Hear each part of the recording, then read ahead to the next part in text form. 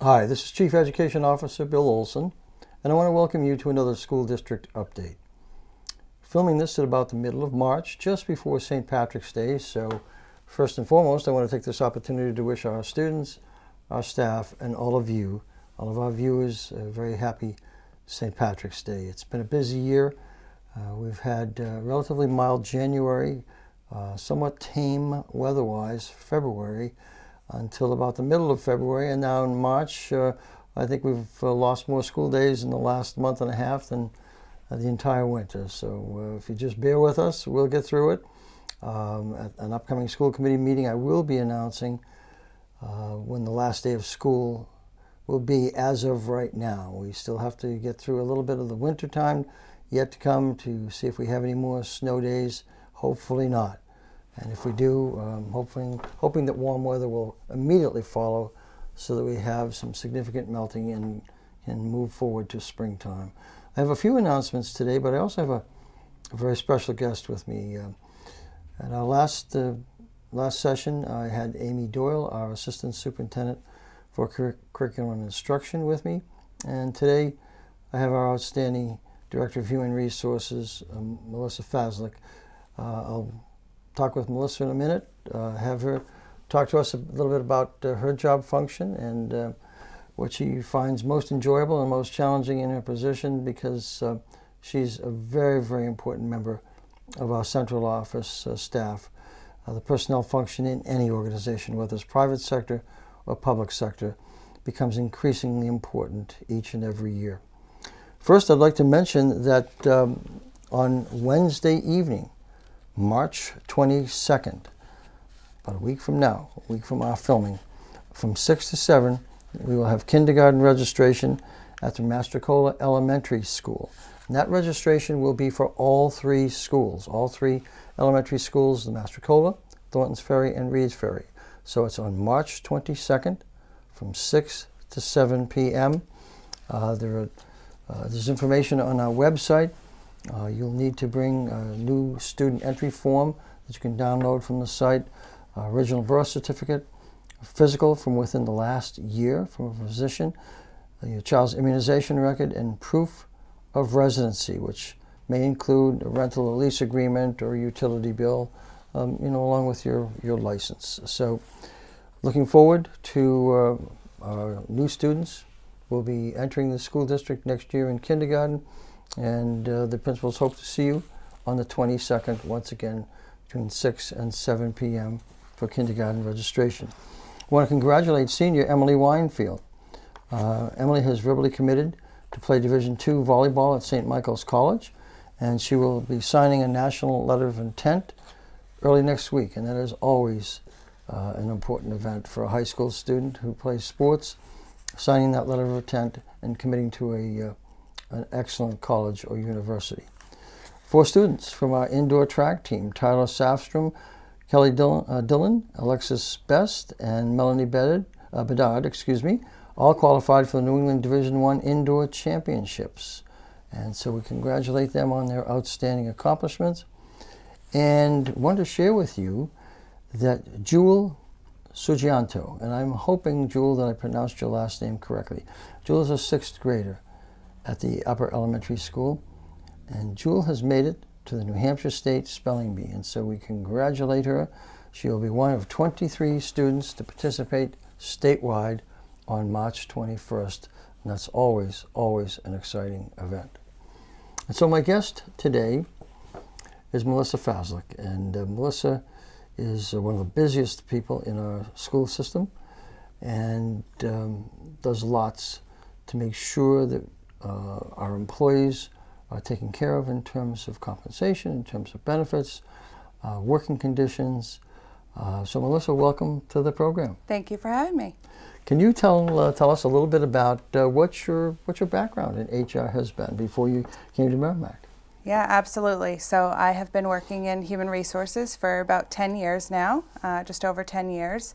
And prior to human resources, I actually started in healthcare, and that's what really got my mind thinking about human resources and how I could help people at all levels. So I went into human resources.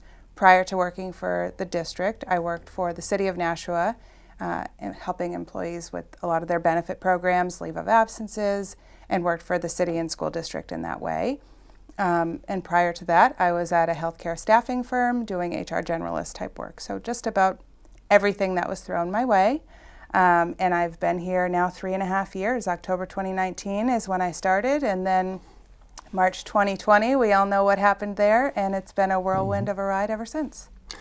March 2020 became one of the most difficult times that any of us have ever experienced in education. As you all recall, that's when school systems were shutting down or going remote or hybrid with the COVID virus, and things were really thrown askew. And we had to pay a lot of attention to the student needs, but also a lot of attention to staff needs because of some of the federal legislation that was granting leaves for staff at that point in time. And I know, Melissa, I wasn't here at the time, I was in another school district, but I'm sure you had to scramble at that point in time for people to fill in for positions because people, based on being immunocompromised or having a family member that was immunocompromised, didn't want to come to work at that point in time. So yeah. I'm sure you experienced it here, and were there any particular challenges that you might have recalled from that time? Everything. Yeah, but sure. I will say, everyone's favorite term or least favorite, pivoting. We did a lot of that, yes, right? Yes. And I think the Merrimack School District, the employees really came together, and we worked hard to figure out how can we make this work. Just like many other districts, but our employees really came together to, work with students when they were at home, when they were coming in small groups. We really came together to do what was best, as best we could, given the situation. But it surely was a challenge, that's for sure. Well, hopefully that is behind us forever. You never know, but we're hoping, because this is a profession that is best conducted up close and personal. It's all about connecting with our students, connecting with each other as colleagues, connecting with the community, and that's what makes this profession so special. We can have all the technology in the world, but it's just not the same as a mentor, as a teacher, giving you an encouraging word, inspiring you, motivating you, encouraging you to do something, and letting you know that you did something extraordinarily well that you probably didn't think you were capable of doing. And so we want to make sure that we continue with the in-person instruction. Now, I know that in the private sector and the public sector, the human resource function has become increasingly important. What is it that you enjoy bringing to the staff of the school district in Merrimack? Yeah, absolutely. So I think what I enjoy bringing to them is really just the notification of the great benefits the district has to offer. Working in public education it's a very demanding job. Teachers, paraeducators, custodial staff, so difficult to find staff that are qualified. And we just offer so many excellent benefits, and I think making sure our employees know that we offer excellent health care. We offer an employee assistance program for you or any member of your household. We offer things like long-term disability, sick bank benefits.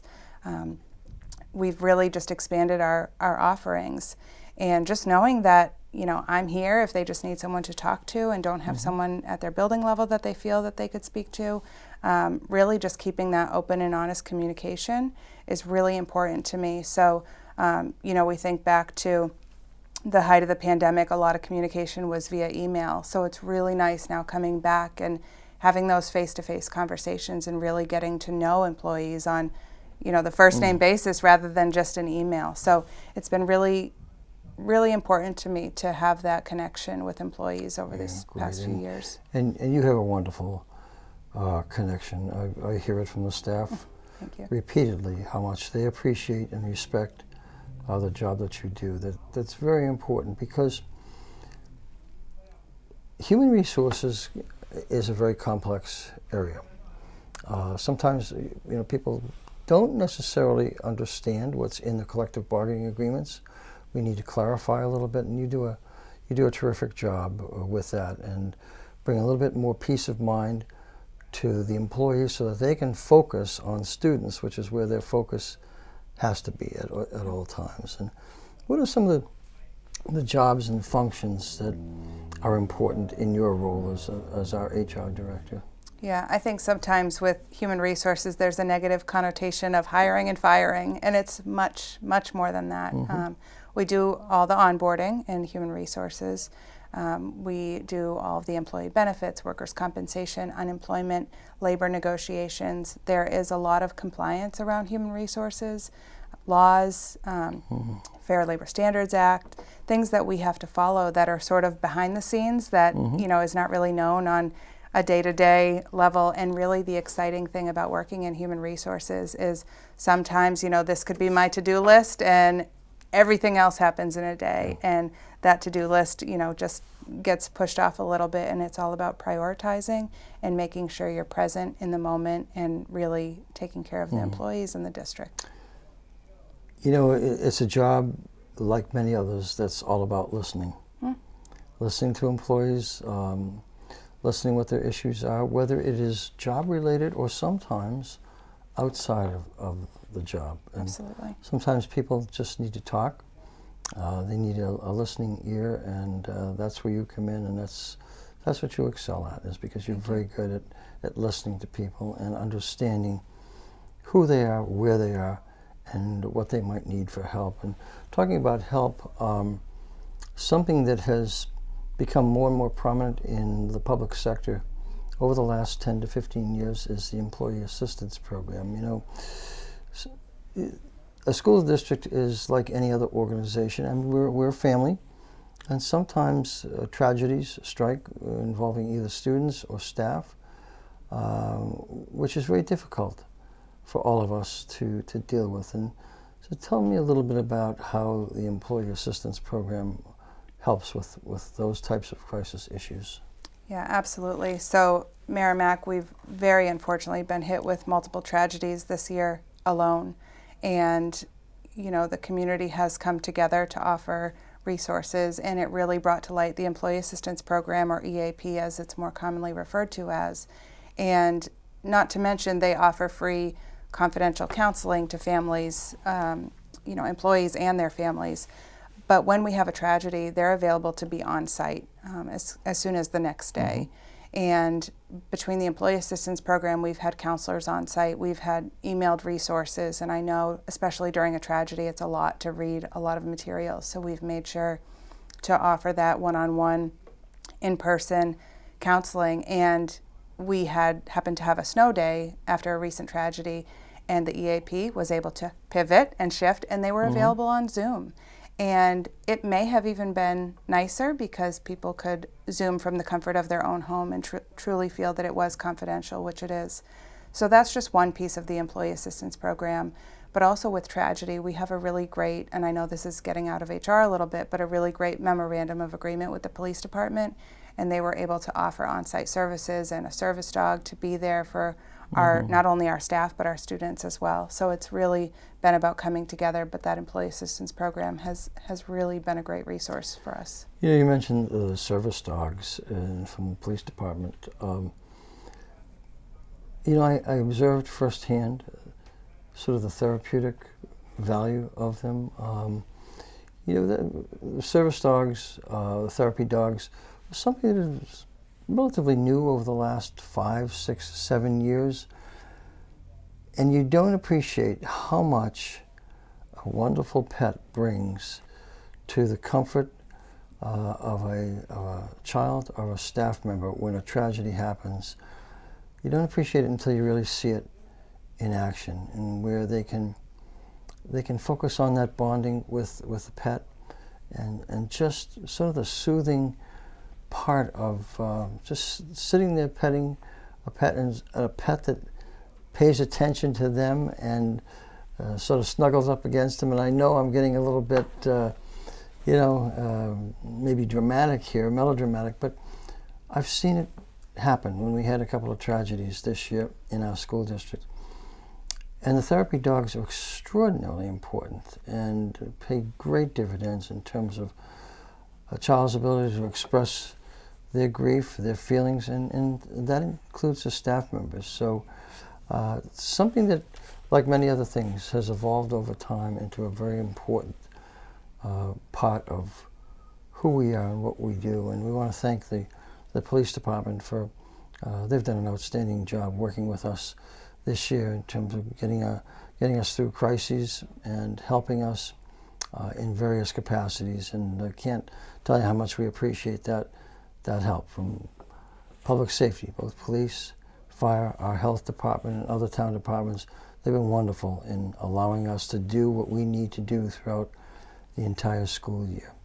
So if I were to ask you, Melissa, what is probably the most enjoyable part of your job and what's the most challenging, anything come to mind immediately? Well, I would say that's a catch-22 because my answer is the same for both. The most enjoyable is the people. Mm-hmm. Least enjoyable, the lack of people. And I think it wouldn't, you can't have HR on your cable program without allowing me a plug for our open positions. I think for most enjoyable, I really do enjoy working with employees each and every day. And least enjoyable, it has been a real challenge with recruiting efforts. And we have multiple districts around us that we're all vying for the same candidates, right? We want top talent, we want quality applicants, and we want educators, we want paraeducators, custodial staff, lunch monitors, substitutes, and coaches. We have so many positions open right now, and we look to have positions open again in the fall. So I think that's added to the challenges. We've certainly, as I said, we've come together as a district to provide those services, but I think that would go without saying that the employees are the great thing, and it's also a big challenge not having all of our positions filled. Are there any particular positions that you'd like to mention now to the public that? Yeah, I mean, substitute teachers, we are always in need of substitute teachers. So if you have, even if it's only a couple days a month that you're willing to commit to, certainly reach out to central office or the school that you're interested in substitute teaching at. Definitely paraeducators, custodial staff, lunch monitors if you only have a few hours in a day. If you're interested in applying, contact Human Resources, 603-424-6200, option 1. Very good. We're always battling and have been for the last 6 or 7 years filling open positions. We're not sure what's happening with the labor market in education, but there seems to be a decline in the number of young people who are interested in going into education. Now that many private sector firms and some public sector firms are offering you the ability to work from home, that has had a big impact, I think, on the teaching profession and our ability to hire both professional and support staff. So we encourage you. You'd have a wonderful job experience in Merrimack. You'd enjoy working with our staff. You'd enjoy working with our students. It does keep you young. And so I encourage you, if you have any interest in working in the school district, contact us, because I think you'll enjoy it very much. Melissa, I want to thank you. I hope you understand that we have some outstanding, talented people, and Melissa is one of them, who makes coming to work enjoyable every day, keeps us organized, keeps us moving forward in a positive manner and improving the school district each and every day. And so, Melissa, thank you again. Thank you for having me. I want to thank you for watching. I look forward to seeing you next time. This is Bill Olsen, Chief Education Officer. Have a great day.